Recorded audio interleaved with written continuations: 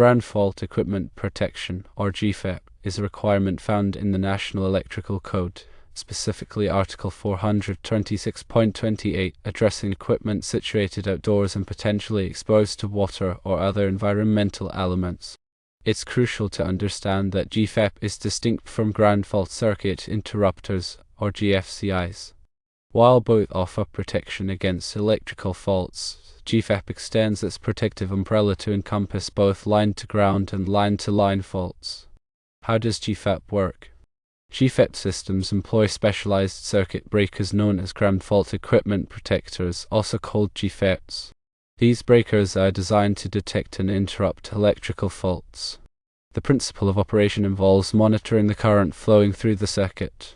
If an imbalance is detected between the current flowing in the hot and neutral wires, the GFEP breaker will trip. This imbalance serves as an indicator of a fault, such as a short circuit to ground or a broken conductor. It's important to note the specific equipment that the NEC mandates GFEP for. Firstly, outdoor lighting fixtures. Secondly, electric signs. Thirdly, roof de-icing equipment. Fourthly, pool pumps and motors. Fifthly, any other equipment located outdoors and susceptible to water or other environmental hazards. The implementation of GFEP offers multiple advantages. The primary benefit is enhanced safety. By swiftly interrupting electrical faults, GFEP helps prevent electric shocks, fires, and other electrical hazards. GFEP also contributes to improved reliability. It helps to prevent equipment damage by identifying and interrupting faults before they can cause significant harm. Furthermore, compliance is a key aspect. The NEC mandates GFEP for specific types of outdoor electrical equipment, so adhering to these regulations is essential. In summary, GFEP is a vital safety measure that plays a significant role in safeguarding people and property from potential electrical dangers. Ensuring that GFEP systems are installed and maintained in accordance with the NEC requirements is paramount for maximizing their effectiveness. GFEP works by constantly monitoring the balance of current in a circuit. In a properly functioning circuit, the current flowing through the hot wire should equal the current returning through the neutral wire. However, if a ground fault occurs, some of the current will leak to ground, creating an imbalance. The GFEP device detects this imbalance and quickly trips the circuit, cutting off the flow of electricity and preventing potential hazards. The level of current imbalance that triggers a GFEP device to trip is typically higher than that of a GFCI. This is because GFEP is designed to protect equipment, while GFCI is designed to protect people. GFCIs trip at very low current imbalances, typically around 5 mA, to prevent electric shock. GFEP devices, on the other hand, typically trip at current imbalances of 13 mA or higher. The specific tripping threshold for a GFEP device will depend on the equipment it is protecting and the requirements of the NEC. It is important to consult the NEC and the manufacturer's instructions to determine the correct GFEP protection for a given application. GFEP protection can be implemented using a variety of devices, including circuit breakers, fuses, and ground fault relays. The choice of device will depend on the size and type of equipment being protected. For smaller equipment, such as lighting fixtures and electric signs, GFEP protection can often be provided by a GFEP circuit breaker installed in the electrical panel. For larger equipment, such as pool pumps and motors, a separate GFEP relay may be required. GFEP relays typically consist of a current transformer that monitors the current flowing through the circuit and a control unit that trips the circuit breaker if a ground fault is detected. In addition to the GFEP device itself, it is also important to ensure that the grounding system is properly installed and maintained. A properly grounded system provides a low impedance path for fault current to flow back to the source, which helps the GFEP device to quickly detect and interrupt the fault. The NEC specifies detailed requirements for grounding systems, including the size and type of grounding conductors, the grounding electrode system, and the bonding of metal enclosures. It is important to follow these requirements carefully to ensure that the grounding system is effective. Regular testing and maintenance of GFEP systems are also essential to ensure that they are functioning properly. GFEP devices should be tested periodically to verify that they trip at the correct current imbalance. The grounding system should also be inspected regularly to ensure that it is in good condition. Any damaged or corroded components should be replaced immediately. When installing or maintaining GFEP systems, it is important to follow all applicable safety precautions. Always energize the circuit before working on any electrical equipment. Wear appropriate personal protective equipment, such as gloves and safety glasses. If you are not familiar with electrical work, it is best to hire a qualified electrician to perform the installation or maintenance. Ignoring GFEP requirements can lead to serious consequences, including electrical shock, fire, and equipment damage. It is therefore essential to understand and comply with the NEC requirements for GFEP protection. By taking the necessary steps to protect people and property from electrical hazards, we can create a safer environment for everyone. In addition to the specific equipment mentioned in the previous response, GFEP may also be required for other types of outdoor electrical equipment, such as irrigation systems, fountains, and spas. The NEC provides detailed guidelines for determining whether GFEP is required for a particular application. These guidelines take into account the location of the equipment, the type of environment it is exposed to, and the potential for electrical hazards. It is important to consult the NEC and a qualified electrician to determine the specific GFEP requirements for a given installation.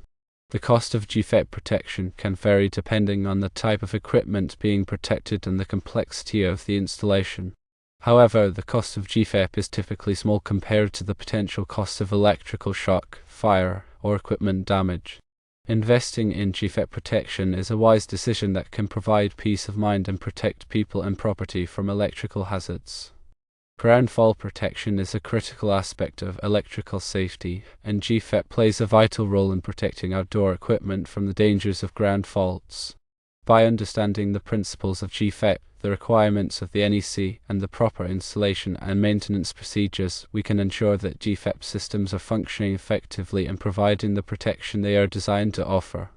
Remember to always consult with a qualified electrician for any electrical work to ensure safety and compliance with applicable codes and regulations.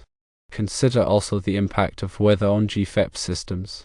Extreme temperatures, humidity, and exposure to the elements can affect the performance and lifespan of GFEP devices. Regular inspections and maintenance are essential to identify and address any potential issues caused by weather conditions. For example, corrosion can occur on electrical connections, leading to increased resistance and potential overheating. GFEP devices should be protected from direct exposure to sunlight and moisture whenever possible. Enclosures should be properly sealed to prevent water ingress, and regular cleaning can help to remove dirt and debris that can accumulate and contribute to corrosion. In areas with frequent lightning storms, surge protection devices should be installed in conjunction with GFEP to protect against voltage spikes that can damage electrical equipment. The surge protection devices should be installed on both the line and neutral conductors to provide comprehensive protection. When selecting GFEP devices, it is important to consider the specific environmental conditions in which they will be operating.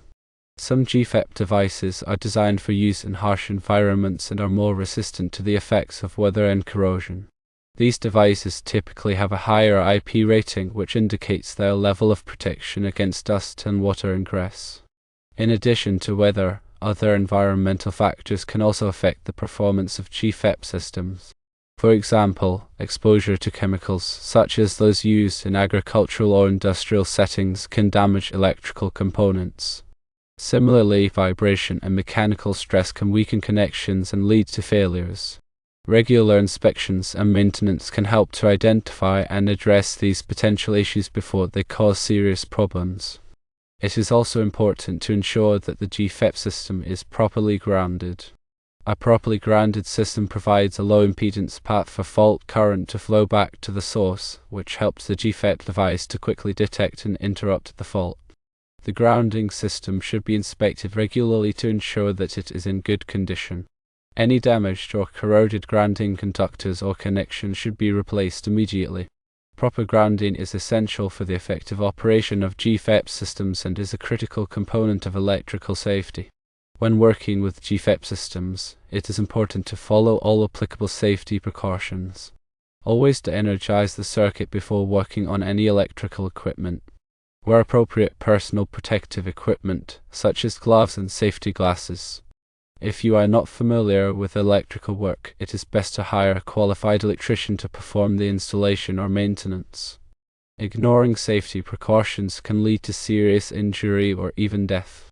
GFEP is an essential safety measure that protects people and property from electrical hazards. By understanding the principles of GFEP, the requirements of the NEC, and the proper installation and maintenance procedures, we can ensure that GFEP systems are functioning effectively and providing the protection they are designed to offer. Remember to always consult with a qualified electrician for any electrical work to ensure safety and compliance with applicable codes and regulations. GFEP sensitivity settings are an important consideration. The tripping threshold, measured in milliamps, determines the level of ground fault current that will cause the GFEP device to trip. Choosing the appropriate sensitivity setting is crucial for balancing safety and preventing nuisance tripping. A lower sensitivity setting provides greater protection against electrical shock but may also result in more frequent nuisance tripping. A higher sensitivity setting reduces the likelihood of nuisance tripping but may also decrease the level of protection against electrical shock. The NEC provides guidelines for selecting the appropriate sensitivity setting for different types of equipment and applications. These guidelines take into account the potential for ground faults, the risk of electrical shock, and the need to minimize nuisance tripping. It is important to consult the NEC and a qualified electrician to determine the correct sensitivity setting for a given installation. In addition to the sensitivity setting, the response time of the GFEP device is also an important consideration. The response time is the amount of time it takes for the GFEP device to trip after a ground fault is detected. A faster response time provides greater protection against electrical shock and equipment damage. The NEC specifies maximum response times for GFEP devices in different applications. These requirements are designed to ensure that the GFEP device trips quickly enough to prevent serious injury or damage.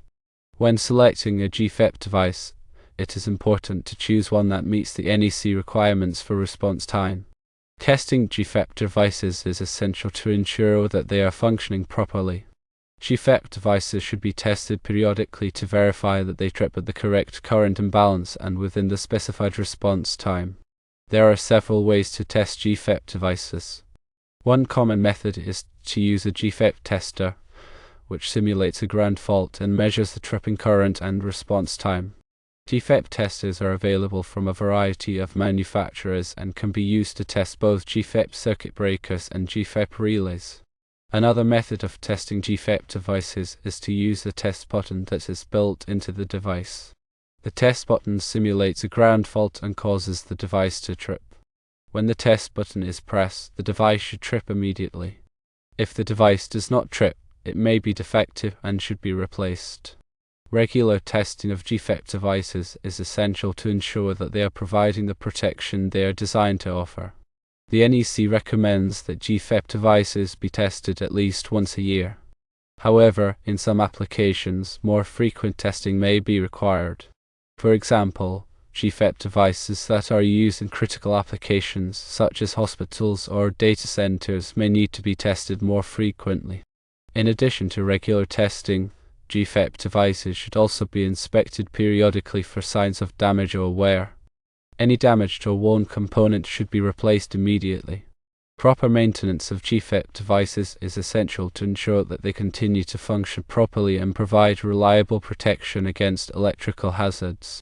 GFEP plays a crucial role in ensuring electrical safety in a variety of applications. By understanding the principles of GFEP, the requirements of the NEC, and the proper installation, testing, and maintenance procedures, we can help to protect people and property from the dangers of electrical shock, fire, and equipment damage. Always consult with a qualified electrician for any electrical work to ensure safety and compliance with applicable codes and regulations. GFEP is designed to protect equipment by detecting and interrupting ground faults. However, it's essential to remember that GFEP is not a substitute for proper electrical safety practices. Safe work practices, such as de-energizing circuits before working on them, using appropriate personal protective equipment, and following lockout/tagout procedures, are crucial for preventing electrical accidents. GFEP should be considered as one layer of protection in a comprehensive electrical safety program. It's also important to understand the limitations of GFEP. While GFEP can detect and interrupt ground faults, it cannot prevent them from occurring in the first place. Therefore, it's essential to take steps to prevent ground faults, such as ensuring that electrical equipment is properly installed and maintained, using appropriate wiring methods, and protecting equipment from damage. Regular inspections of electrical equipment can help to identify potential problems before they lead to ground faults. In addition to GFEP, other types of electrical protection devices, such as overcurrent protection devices and surge protection devices, may be required to provide comprehensive protection against electrical hazards. Overcurrent protection devices, such as circuit breakers and fuses, protect against overloads and short circuits. Surge protection devices protect against voltage spikes caused by lightning or other transient events. The specific types of electrical protection devices required for a given application will depend on the nature of the electrical hazards and the requirements of the NEC. It's important to consult with a qualified electrician to determine the appropriate electrical protection devices for a given installation. GFEP is an essential component of electrical safety, but it's not the only factor to consider.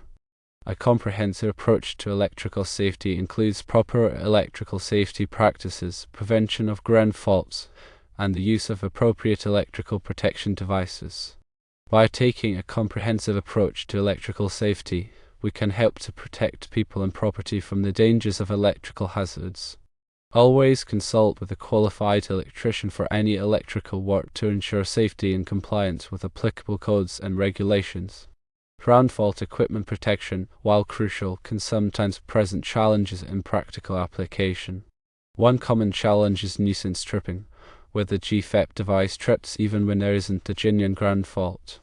This can disrupt operations and be frustrating to troubleshoot. Nuisance tripping can be caused by a variety of factors, including electrical noise, harmonic currents, or capacitive coupling.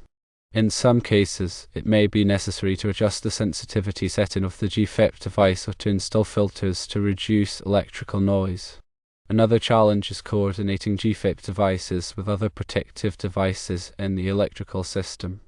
It's important to ensure that the GFEP device trips before other protective devices, such as overcurrent protection devices, in order to minimize equipment damage. Coordination studies can be performed to determine the appropriate settings for GFEP devices and other protective devices. These studies take into account the characteristics of the electrical system and the potential for ground faults and overcurrents. Proper coordination of GFEP devices and other protective devices is essential for ensuring the overall reliability and safety of the electrical system. In some cases, it may be difficult to find GFEP devices that are suitable for specific applications. For example, GFEP devices for hazardous locations or for high current applications may be difficult to obtain. It's important to work with a qualified electrician to identify GFEP devices that meet the requirements of the application. In addition to these practical challenges, there are also some regulatory challenges associated with GFEP. The NEC requirements for GFEP can be complex and difficult to interpret. It's important to stay up to date on the latest NEC requirements for GFEP and to consult with a qualified electrician if you have any questions.